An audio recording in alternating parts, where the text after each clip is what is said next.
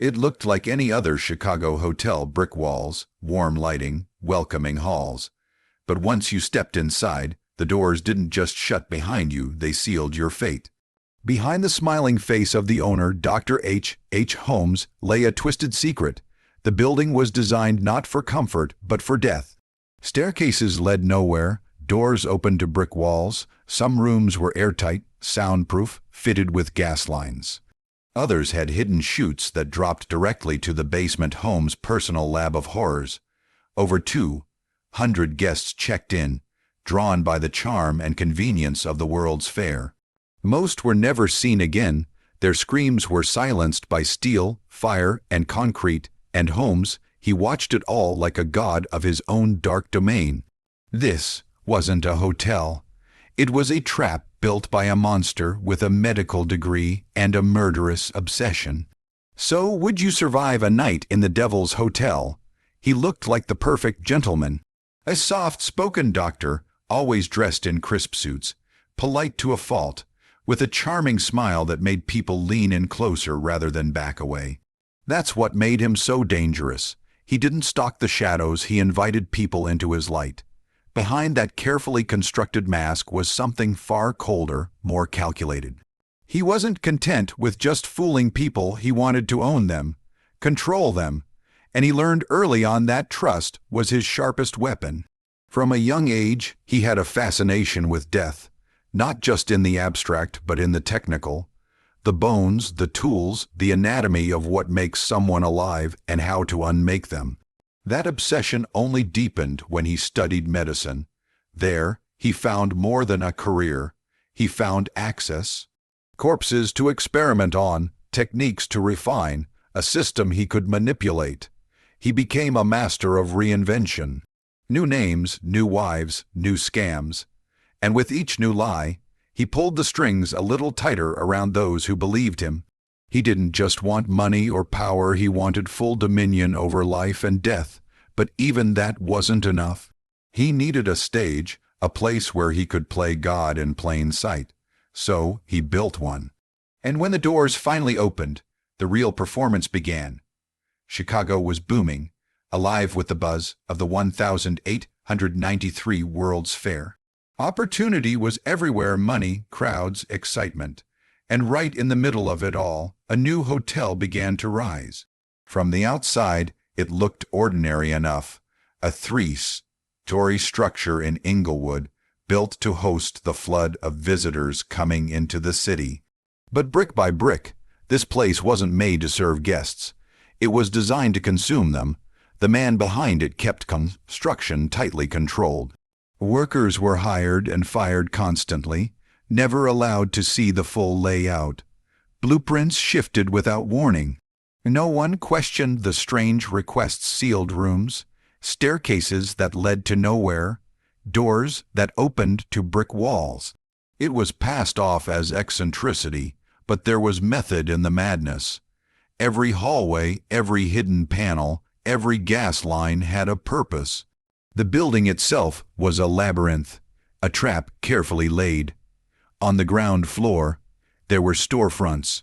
The second held guest rooms.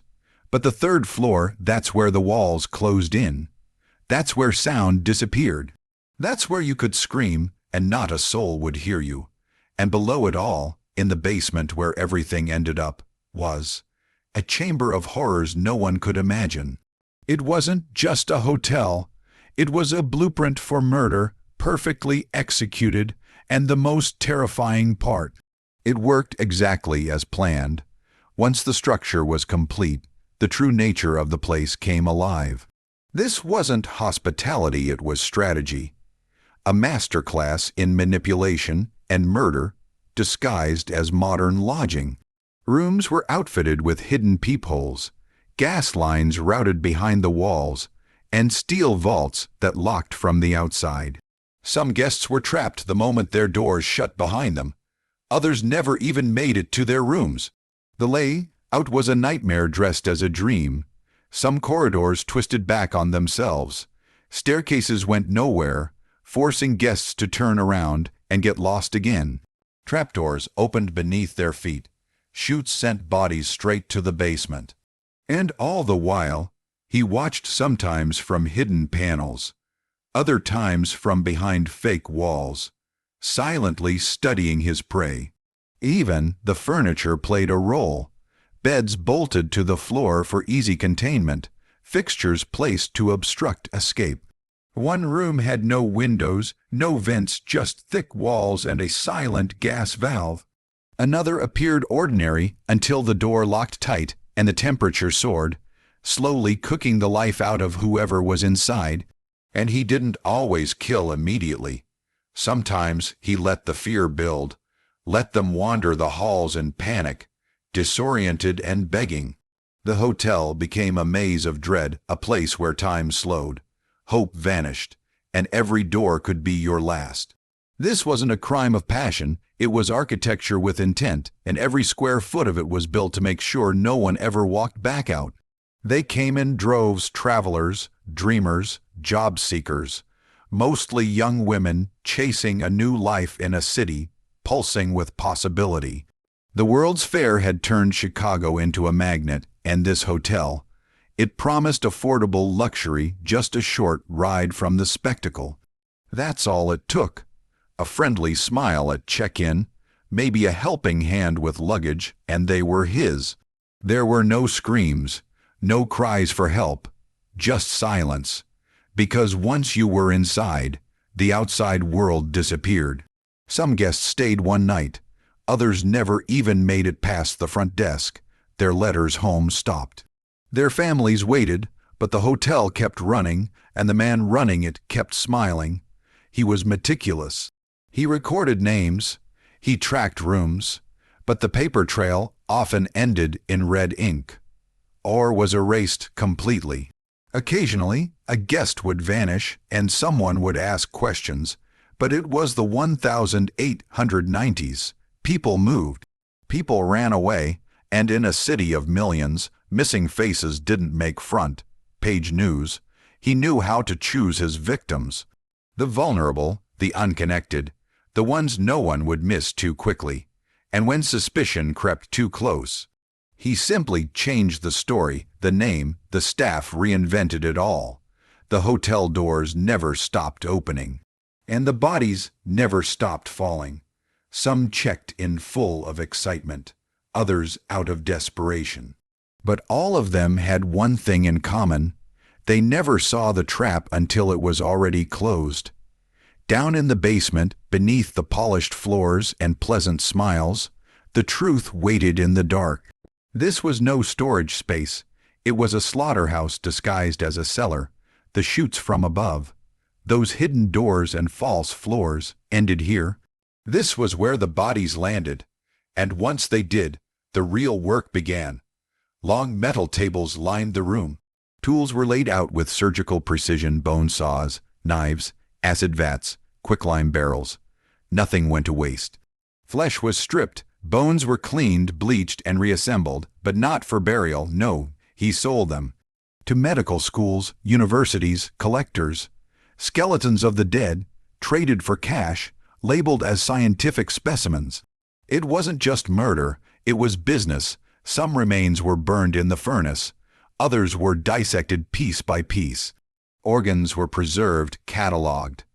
There were pits dug into the dirt, used to bury what couldn't be sold or burned fast enough. And the smell, sickly sweet rot, was masked with chemicals, perfume, and lies. What he created wasn't a crime scene. It was a system, efficient, mechanical, emotionless. A place where death became routine and bodies became inventory. No remorse, just routine procedure. People imagined evil as something loud, chaotic, unhinged, but this was cold. Clinical, methodical. The scariest thing wasn't what he did with his victims. It was how ordinary it all became. Down there in that basement, humanity ended, and something far worse took its place. For a while, it seemed like he'd get away with all of it. The hotel kept running, guests kept vanishing, and no one put the pieces together. He was too careful, too charming, too far ahead. But every web has a weak thread. His came in the form of a missing boy, a simple con gone wrong. Authorities started digging, and for the first time, they didn't stop. The lies began to unravel, alias after alias, fraud, theft, bigamy, but beneath the petty crimes was something darker. Investigators followed the trail straight to the hotel. What they found there didn't make sense at first. Rooms that locked from the outside, staircases to nowhere, a maze built to confuse. Then came the basement, the bones, the tools, the truth. He was arrested, and even in custody, he played the game. Calm, collected, confident, he admitted to 27 murders, but some believe the number stretched far beyond that. 50, 100, maybe more. His trial was a spectacle. Crowds gathered just to catch a glimpse of him. And when asked how he could do what he did, he didn't flinch. He said he was born with the devil in him, that he couldn't help it, that he never felt guilt. No remorse, no redemption, just cold honesty from a man who turned a hotel into a graveyard. In the end, justice came swinging on a rope. But for those who vanished behind those walls, it came far too late. And so, the grand hotel that once welcomed hundreds with open doors now stands as a ghost story carved into America's darkest memory. Behind its walls, dreams turned to screams and charm disguised pure evil. He didn't just build a structure. He built a trap for the hopeful, the curious, the forgotten. A place where the devil didn't need to knock because he owned the keys. The bricks may be gone, but the blueprint still lingers in history's shadows.